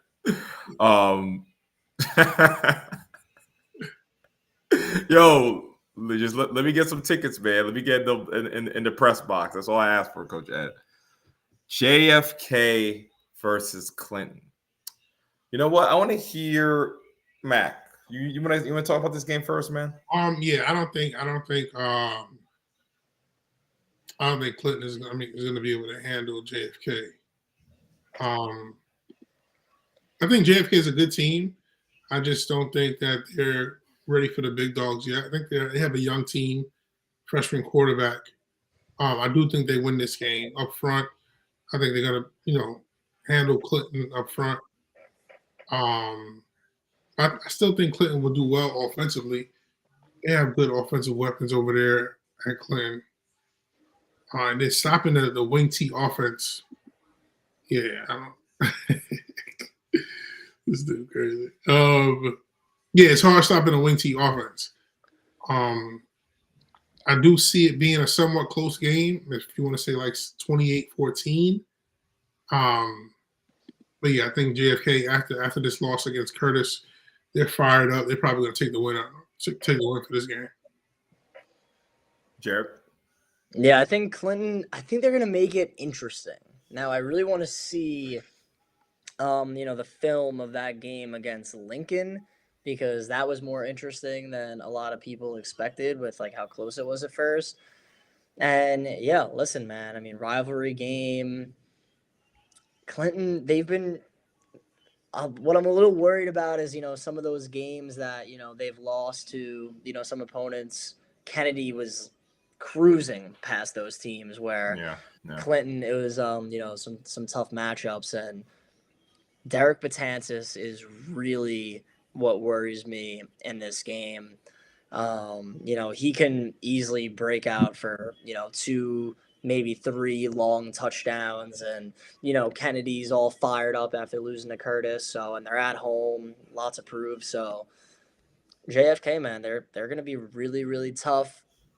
But I still think I kind of liked what Max said, actually, of like it could be in like a 28-14 ballpark, just because Clinton still has playmakers. And also we mentioned before that Tyler Cabasso was injured. Do we have any update on that? On Tyler, I don't know. If anyone's in the chat, or I'll message Tyler. Yeah, we should end up because that's definitely big difference. His status. Unfortunately, like I always say, we don't get injury reports when covering high school sports, but he is a really, really good running back. And if he can get into a rhythm, it gets really, really interesting. If Clinton could maybe control clock and show off their powerful run game, so that's gonna be an interesting point. Yeah, and I also think for sure that the first 4 minutes of that game are so important for Clinton. Huge. I've been to a JFK homecoming before. JFK's homecoming is nice. I can't say it again. JFK's homecoming is nice. Yo, it's a lot of people. It's a lot of people at wow. homecoming. It's kind of crazy. I'm not gonna lie. It is an awesome. I remember I was there 2 years ago, and like I guess the homecoming king and queen rode in on like this little car, and like everybody was like super into it. It's an awesome environment. Like leaving, I don't know if you've ever been to JFK. It's like a long walkway into the field, and it's just like tons of kids partying and all that. So it's funny you say that because one of the JFK coaches said that JFK has the best homecoming experience in the whole of Bronx and Manhattan. To that, you say what? That's interesting.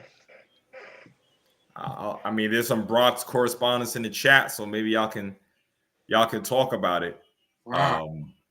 But I guess where would Hayes have their homecoming? I mean, last year, actually, it's funny you say that. Last year, I went to Hayes' homecoming. It was at Marathon. Oh, okay. Yeah, it was at Marathon. It was cool.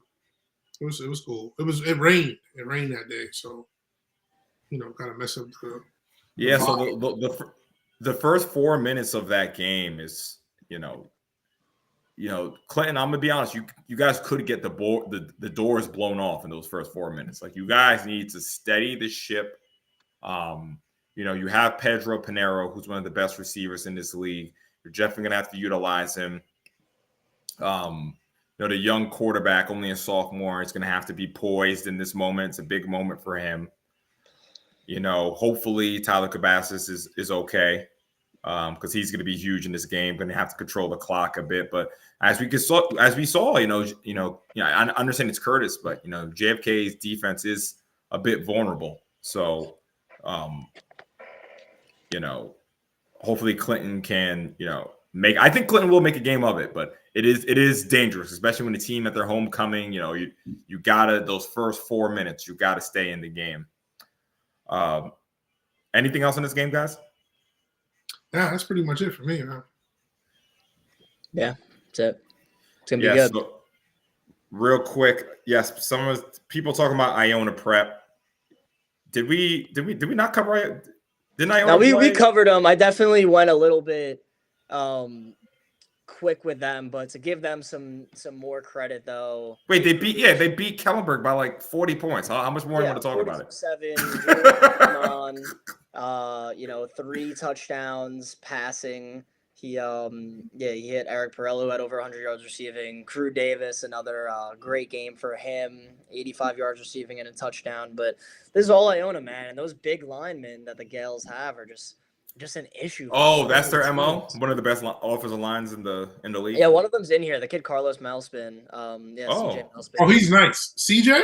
Yeah, CJ Malspin, really, really good. CJ's nice. Wait, don't they have one going to Clemson? Is that him? Yeah, Rowan Byrne, animal. So there's all these Oh, big linemen, and Iona Prep's so well coached. Like their offensive scheme is, really tough to stop. There's, it's part of a reason why, they're right now they're the top team in the AAA. We'll see what Hayes, St. Anthony's, and Farrell has to say about that.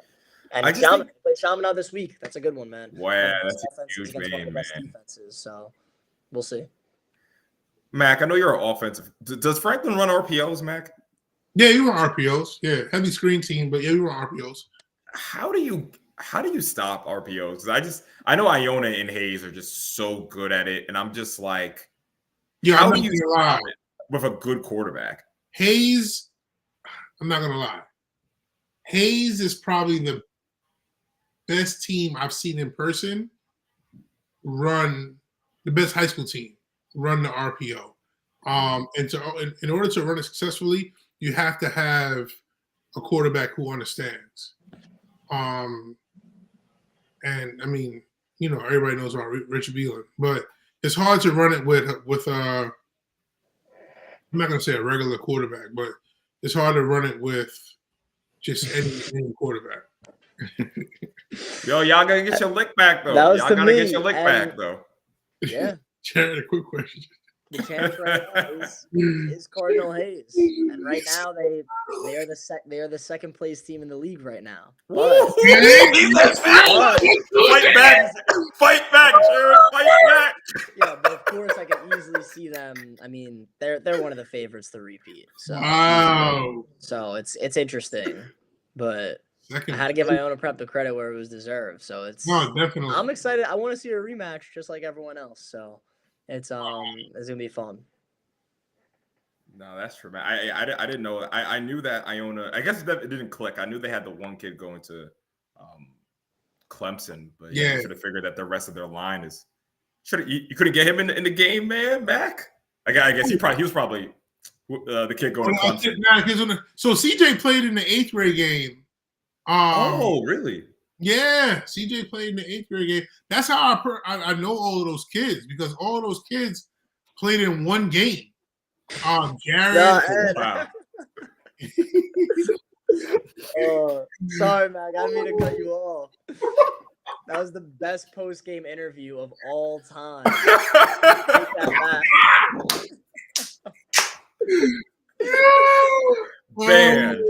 Banned. Yo, that's funny, man. That's funny. That was really good. That was good. That is funny. I on the top notch program. No, awesome talk. Yeah, Iona Shamir. We'll definitely talk about that. Along with the 800 other games we have to talk about next week. Right. All right, here we go, guys. I mean, this one I've really been waiting for this game for so long, man. I've been waiting for this game for so long. Tottenville versus E-Hall, the rematch of the 4A chip game last year.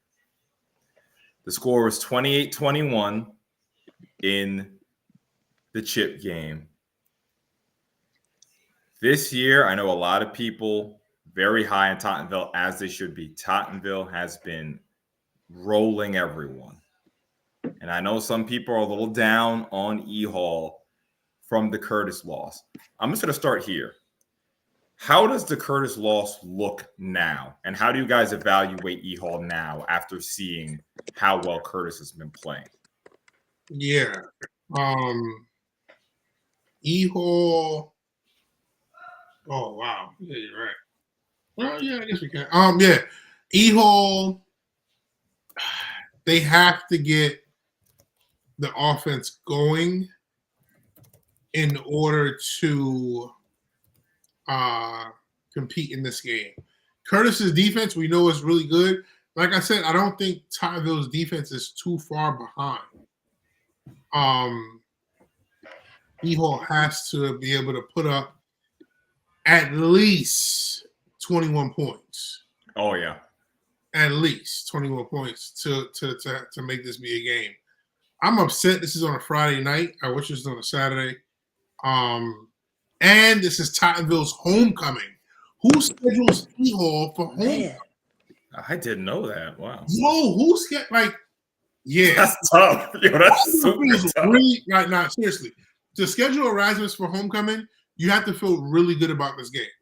And I think that's a huge statement for their program. And Erasmus going there playing in that kind of environment, everybody's coming up. Tottenville is going to have that stadium packed. And it's all up to how E-Hall performs under those lights, under that pressure, knowing the loss to Curtis, knowing that Tottenville is averaging 50 points a game. It's going to be tough, man. It's going to be tough. Jared? Man, I mean, such a good point to bring up about the homecoming because, wow, I mean, one, to schedule the 5-time defending champs for homecoming is, a lot in itself, but you want to talk about true home field advantage in the PSAL? I mean, this game has to define it, right? I mean, over there in Staten Island, homecoming, and the way Tottenville's been rolling with, Corey Brown and Tyshawn Bent and, this run game and the offensive line that's been amazing. It's scary. And it seems like, Tottenville, they will get their points. So Erasmus Hall, they're going to have to find a way to, really get points on the board. But more importantly, will they be able to pass the ball and attack in the air like they did in the championship game last year? They had to, throw the ball downfield. They were able to do it. Against Curtis, they really weren't able to do it. So I'm interested to see how it's Erasmus Hall's passing attack if they need to go in the air. Oh, they do. They will. Yeah, absolutely. They will, right? So but then going against Tottenville's secondary, who honestly, has Tottenville's secondary truly been tested this season? Yes, and Lincoln, they could not stop Lincoln. Yeah, exactly. So Lincoln was that one test, True. and then, they really couldn't stop him. So now it becomes interesting, like, all right, will we get a lot of points? Or is it, or will Tottenville's defense step up? Will Erasmus Hall's defense step up? I think this game can go in so many different directions because of all the talent that's on the field. And the big thing that Max said, man, the atmosphere, the lights are going to be bright. And this regular season game, I feel like, is so much more anticipated and means more than the last time these two teams played in the regular season. Man, and one thing this is when I think of this matchup, I don't think it's an awful matchup for E-Hall. Kamarion Thomas should be in this game. He was not in the Curtis game, available for the Curtis game. And, talking to the E-Hall coaching staff before the game, they're very, very high on Kamarion. Big number 99 in the middle of that defense. But, when you have offensive linemen like Cyrus and Michael Trinidad and all of those guys for Tottenville, they're pulling, they're trapping, they're doing all these crazy things. Someone like Kamarion could really be a game breaker in the middle of that field.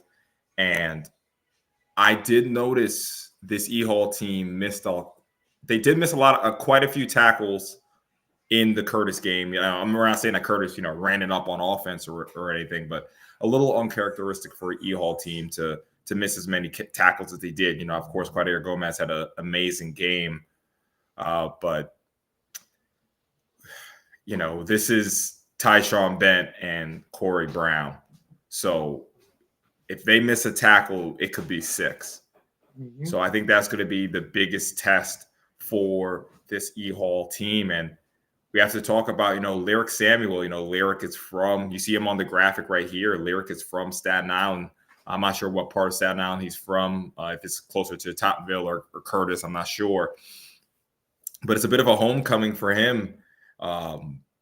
So it's, there's quite a few Staten Island guys on E-Hall. So it's going to be big for them. And Lyric is, the number 1 rated player for a reason, wide receiver in the class for a reason out of New York. So, they're going to need a really, really big game from him, and whoever they decide to go with at quarterback, they got to stay poised. And Mac, isn't it such an interesting situation where it's like you're in a rough environment and you're kind of playing the 2-quarterback system? At this point, does that kind of have to end? Because you don't want to have a guy in there and him not be as confident that he's going to stay in there if he makes a mistake or not. Like, what's your take on that? That's going to be another issue, man. They're still going back and forth with the quarterback situation. At some point, this may be the point where it's like, all right, we're gonna rock with this kid, whoever the kid may be. If you're still evaluating, then I don't know how many games have been played already. I feel like the evaluation thing should be done. If they're just going with a 2-quarterback system, then that's another thing. One could bring a run. One could maybe bring more of a passing downfield. But playing in a game like this with high school kids, it's tough to do that. It really is. I think they can pull it off.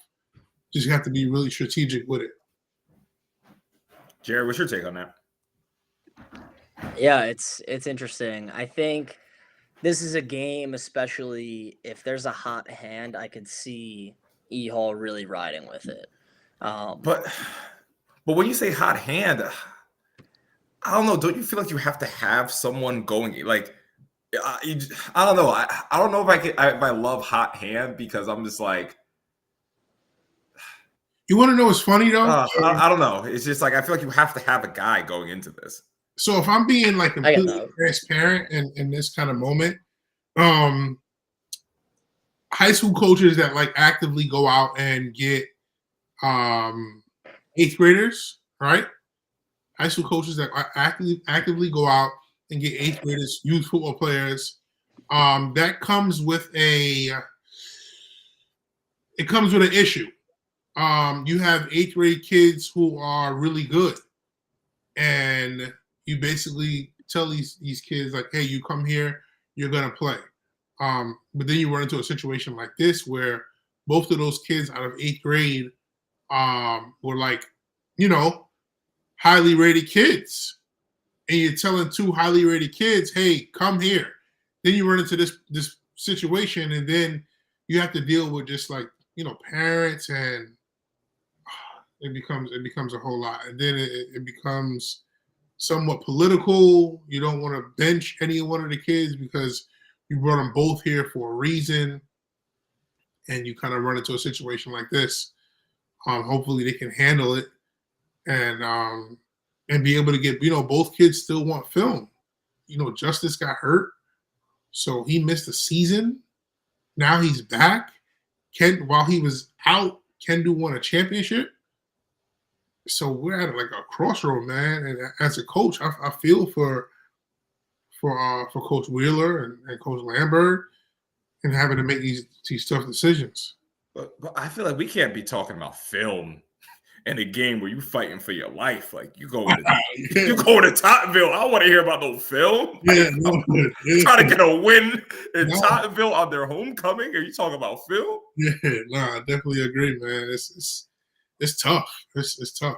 It's really, sorry, Jared. I feel like you didn't get really your point off. Sorry, I didn't mean to cut you off. No, 100. It's all good because you guys just made some amazing points, and that's going to be a topic that I think a lot of people need to follow is the Erasmus Hall quarterback situation in this game. So I'm really intrigued. And I can't wait to see if they do go a direction or if they keep the 2 quarterbacks. But man, I think it really starts with a run game for E-Hall. Establishing it, because after that long touchdown run to start the game against Curtis, I felt like they had a hard time getting first downs and staying on the field and really establishing the run to open up the pass. So that's gonna be interesting to see what they do against Tottenville and how Seville responds to it. You're going against a big talented Erasmus team, so I really want to see how the Pirates defense responds. And then of course the big one. Listen, Quadir Gomez had a pretty good game against Erasmus Hall, but there's no running back duo in the city quite like Tyshawn Bent and Corey Brown. So, and this Erasmus Hall front seven, they've looked pretty good this year. They're not the same front seven as last season, obviously losing a couple big names, let's see what they do against two of the best running backs. I mean, not even just the city. These are two of the best running backs in the tri-state area. Absolutely. Some honestly, even the Northeast with like how good Brown and Bent are. So let's see it. It's gonna be fun. Yeah, and one thing, like when I think about this game in my head, like I feel like there's two ways this game can go. Right? It can go very similar to the Lincoln game. Tottenville jump out early. They're allowed to play their game for the rest of the day. Like keep it on the ground, keep churning, and they can come out with the win. And I brought this up earlier in the season, and I understand that, if it ain't broke, don't fix it. I still have the question, can Tottenville complete 5 passes? Five passes through the air. They don't need to. And I understand they don't need to, and they might not need to all season long. But the question could get asked in the biggest moment. It could be here. It could be against Curtis in the last week of the season. It could be in the chip game. Maybe they won't have to. Maybe Tyshawn and Corey are just roll through the PSAL and they get a championship. But that's still the question I have. Like, can they complete 4 passes? Because you saw in the championship, that was pretty much the difference in the championship game last year. They went down. They weren't getting, they didn't get they did have so they had the big Corey Brown runs in the first half, but in the second half, they didn't have the big play on the ground, and then they didn't have a counter. You know what I'm saying? So yes, that is true. So we have one more game to talk about. Thought we had a good chat on this game. I mean, this guy, it's still crazy to me because I'm like, I felt like this was the most anticipated game, but I'm like, damn, was it really the Battle of the Floss? Like, I guess we'll see by the numbers. This might shoot over that game. Yeah, it did. What's the number? It did. Was it 23? I think it was 23K. And obviously it was a chip game. Last year. Oh, yeah, it's a chip game. Yeah, 2.3K. Obviously it's a chip game, but who knows what it can hit? Definitely tune in. And of course,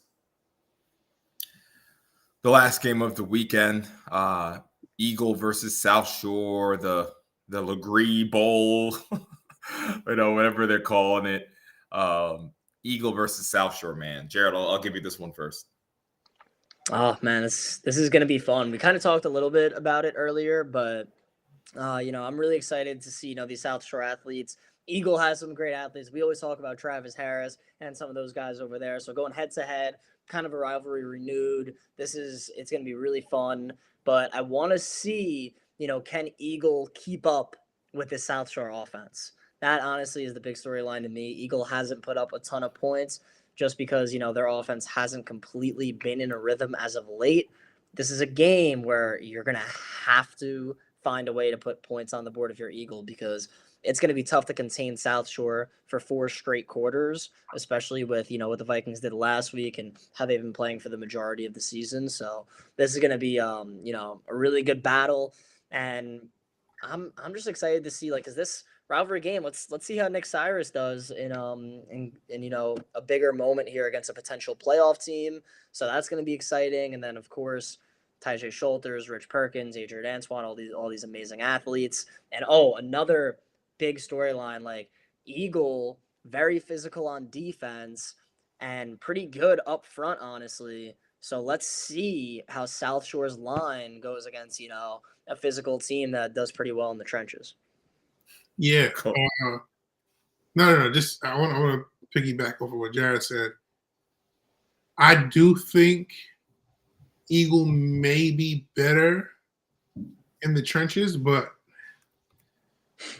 the skill guys, man, it's tough. Yeah, man. Eagle has to really lock in if they want to compete in this game. They cannot let this game get out of hand. They cannot. They can't. No, they really can't for so many reasons. Seriously. If this game ends 14-7, fine. 20, 28, fine. This cannot be BTA. No. It cannot. And I hope that, this is a competitive game and, see what happens. Yeah, and I'm gonna piggyback off of what you said. This cannot be BTA for so many reasons. Like one, where this is a game that a lot of younger kids are looking at.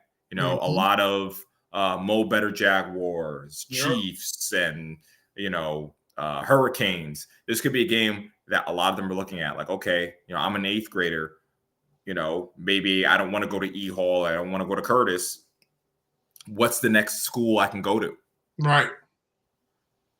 And not only do I anticipate a lot of people watching this game, boys and girls, the new Eagles Nest, Jones wants me to call it the new Eagles Nest. The new Eagles Nest is one of the only stadiums in the city that has 2 sets of stands. Yeah. And I really think that it's going to be a lot of people in there, Mac and Jared. I think there's going to be a lot. If the numbers are lower, it's because there's a lot of people in there on Saturday. Mm-hmm. It's a big spot for South Shore because we're expecting South Shore to put up numbers and everything like that, right? A lot of people came out to that Canarsie game and people were expecting numbers and we didn't see numbers, right? Mm-hmm. But I feel like people kind of walked away from it saying, hey, it was a competitive game. It was a really, really tight, emotional rivalry. Like, now in this game against the Eagle team that just lost to Susan Wagner, people are going to be looking at South Shore like, hey, we're expecting, I already saw in the chat, we're expecting 40, 50, whatever. I think that's crazy, but they're expecting a lot of points. So we need to see, a high octane South Shore offense. And for Eagle, it's time to take off the gloves, brass knuckles, and win a street fight. I think it's not rocket science. Eagles offense Eagles not going to outscore South Shore in a shootout, right? Like, I think we could all say that they're not going to outscore South Shore in a shootout. Yeah. So it's time to tackle. It's time to push people around, get the ball to Travis Harris creatively. Number 8, Virgil is knocking on the door on being on some list on defense, and everyone has to come play physical and grind this game out. If you guys are able to get a win here, not only for the program but for the playoffs, it's just a huge spot for both of these teams, honestly. Yeah. And to answer Hector, Eagles defense has been very, very good this season. I think only one game they've given up more than 14 points, and that was against JFK. So it's a huge spot for Eagle. It's a huge spot for South Shore. I'm super excited to have this game as the anchor of this fabulous rivalry week. And just, I don't know, man, just like, obviously we have to pull it off here at Sage Media. Big week ahead of us, but just looking at it, like, guys, we're like, it's only 2 more weeks of the Sage Media out of the game of the week, man. Crazy. Yeah, it's nuts. Some good ones though, so let's do it. We made this in July or something like that, and to really be at rivalry week now is just so crazy to me, man. So, we're at episode 7 of this podcast, which is also just crazy. So for everyone who's been in the chat and has been getting involved and supporting, really appreciate all of you guys. We're going to keep going. And this week, this is some of the can't miss football across the New York State. Not only in the PSAL, but Chaminade, Iona Prep. The games in the 2A, the games in the 3A. This is just a crazy week. So we're happy that we can at least deliver 3 of these games to you guys for real. And we really appreciate the support, man. So Jared, Coach Mack, last words. I'm looking forward to the games this weekend, man. I know I won't be able to make the Friday games. definitely gonna watch whatever I can watch for the live stream. Yeah, looking to talk about it next Monday. Yeah, let's do it. Been waiting a long time for this weekend, especially with what these games mean to these programs and these players. So time to enjoy it, everybody. Let's put these streams on, and can't wait for the next episode. Lot to break down. It's gonna be fun. All right, guys. Appreciate all of you guys. Get in the chat this weekend. 3 games, but you know where to find us. 7:15.